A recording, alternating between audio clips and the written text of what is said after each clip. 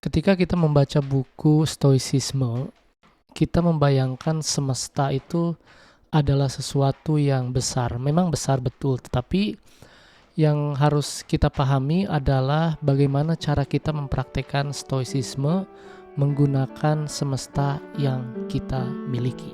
Selamat datang di Siniar Bahagia ala Stoik, menciptakan pendapat untuk bahagia. Bersama saya Jason Herlambang. Siniar ini saya buat untuk menemani kamu yang sedang berlatih mempraktekkan ajaran Stoikisme. Saya akan membagikan pengalaman bagaimana menerapkan ajaran Stoikisme di dalam kehidupan sehari-hari. Dan ini adalah episode hari ini. Selamat mendengarkan.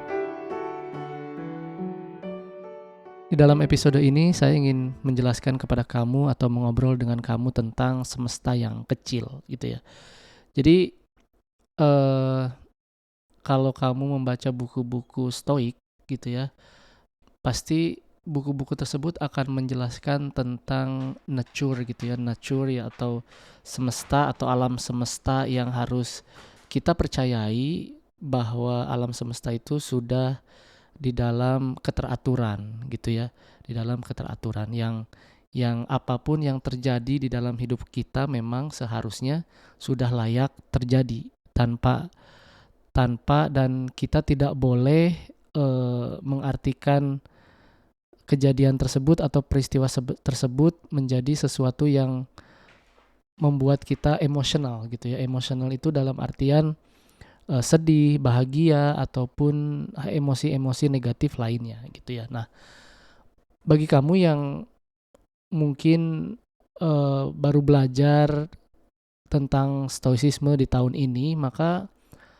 nature yang harus kamu pahami atau yang harus kamu pelajari adalah nature atau semesta kita yang kecil gitu ya. Semesta kita yang kecil. Maksudnya apa semesta kita yang kecil? Kita itu sebenarnya hidup di dalam lingkaran hidup kita sendiri gitu ya, di dalam bubble kita sendiri gitu ya. Itu keluarga gitu ya, keluarga, lalu pertemanan, dan juga tempat kita bekerja dan tempat kita belajar gitu ya, dan mungkin bahkan kota di mana tempat kamu tinggal gitu.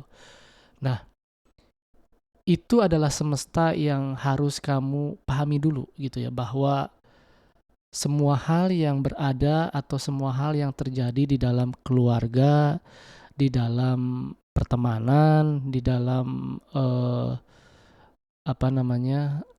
tempat kerja, tempat belajar, dan di dalam kota kamu itu adalah semesta yang memang sudah teratur. Jadi semua yang terjadi di dalam bubble kamu itu memang harusnya sudah terjadi, dan tentu saja itu bukan di dalam kendali kamu gitu ya. Jadi ketika kamu menjadi seorang anak gitu ya, dilahirkan di dalam sebuah keluarga, nah itu bukan berada di dalam kendali kamu gitu ya.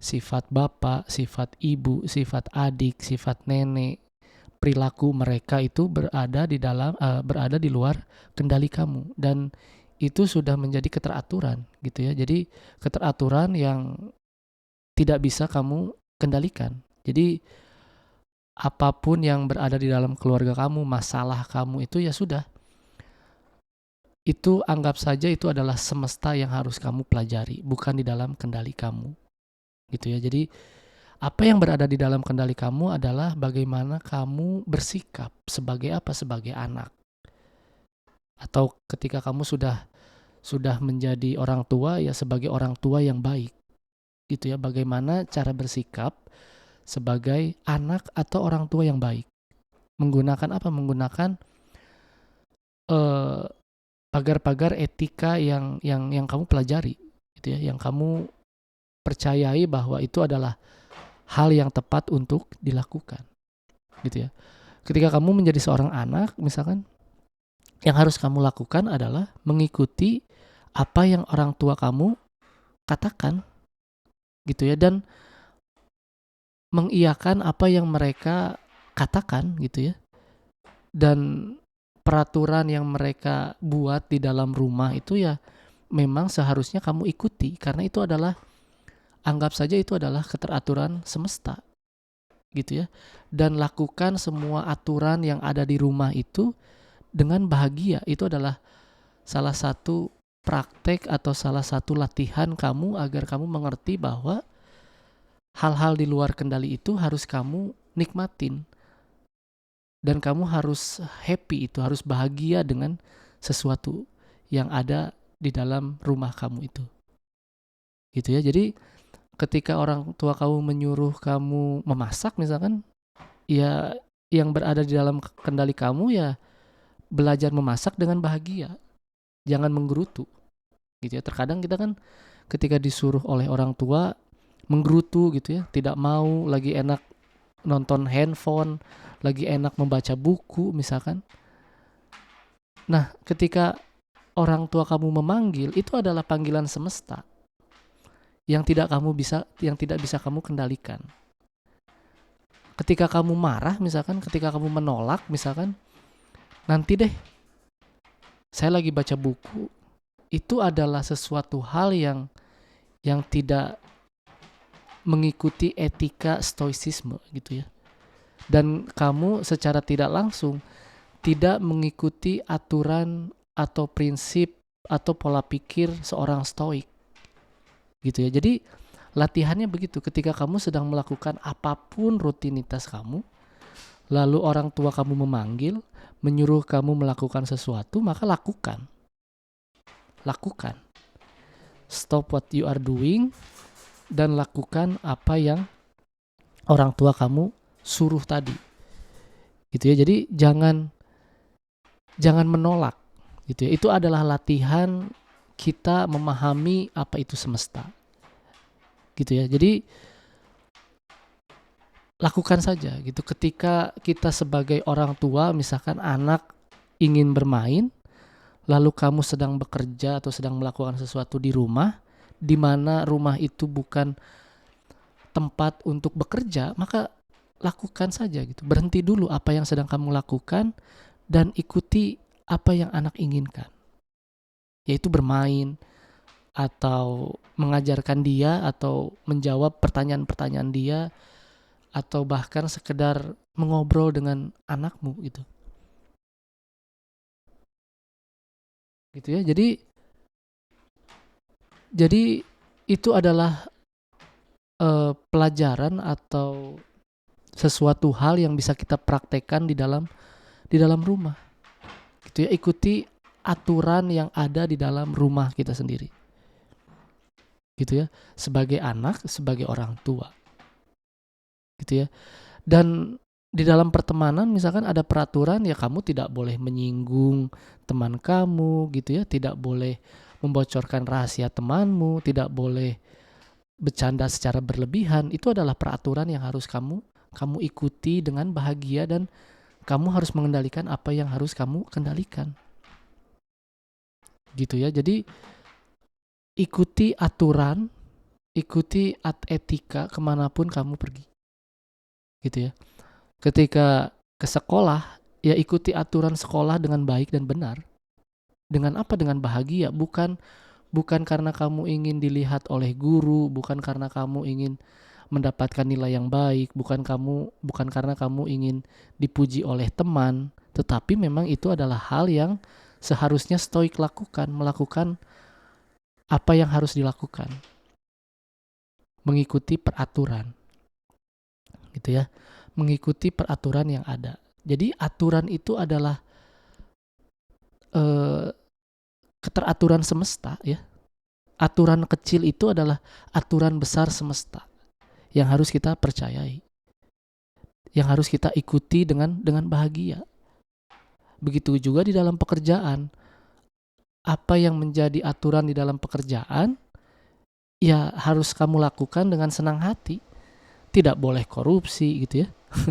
Tidak boleh tidak mengerjakan pekerjaanmu. Kerja 8 jam misalkan.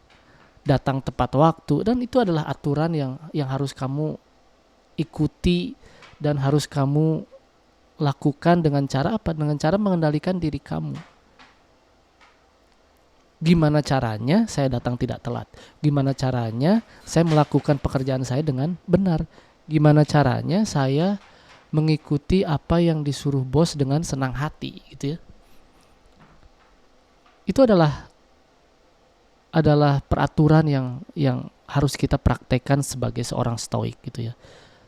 Dengan apa? Tentunya dengan senang hati, karena kata Epictetus, kita itu tidak boleh meminta apa yang terjadi itu atau apa yang ada di dunia ini dengan keinginan kita, tetapi kita harus menginginkan diri kita untuk mengikuti apa yang ada di dunia ini, yaitu aturan semesta. Ya, aturan-aturan yang ada di dalam hidup kita yang harus kita lakukan, yang harus kita ikuti. Itulah pola pikir seorang stoik. Gitu ya. Ketika kamu berpikir itu mah pola pikir yang saya sudah ikuti, ya berarti akan sangat mudah bagi kamu untuk menjadi seorang stoik gitu ya, dan melakukan semua aturan yang ada itu dengan senang hati, tanpa kompromi, tanpa komplain.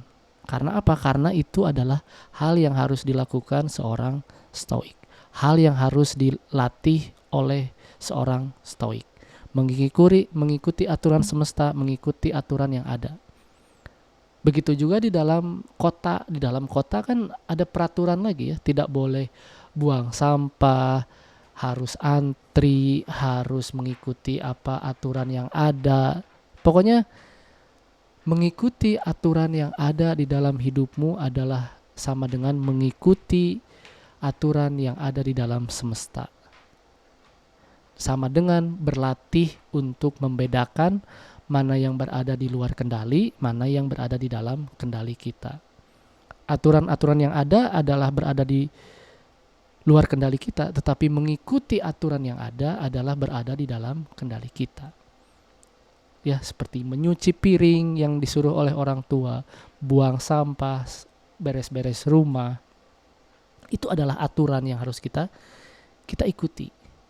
Gitu ya, belajar lalu tidak boleh telat datang ke tempat belajar, ke tempat sekolah atau kuliah gitu ya. Lalu mendengarkan guru, mengerjakan PR, itu adalah hal yang harus kita ikuti gitu ya. Dan pastinya juga ada etika yang harus kita ikuti di dalam pertemanan, dan etika itu tidak boleh kita langgar. Harus kita ikuti dengan senang hati, tanpa komplain. Gitu ya. Jadi di tahun ini semoga kamu bisa lebih mengerti apa yang namanya hal yang berada di luar kendali atau aturan semesta, dan hal yang berada di dalam kendali, yaitu pola pikir kita, lalu sudut pandang kita, dan cara kita bersikap. Terima kasih. Terima kasih telah mendengarkan episode hari ini. Jangan lupa ikuti Siniar Bahagia ala Stoik di Spotify dan nyalakan loncengnya agar tidak ketinggalan setiap episode yang saya buat. Saya juga membuka keanggotaan dengan cukup membayar $3 Amerika atau sekitar Rp45.000 setiap bulan. Dan kamu bisa mendengarkan episode Memaknai Hidup Bahagia ala Stoik yang berisi cerita saya selama seminggu dari jurnal pribadi saya.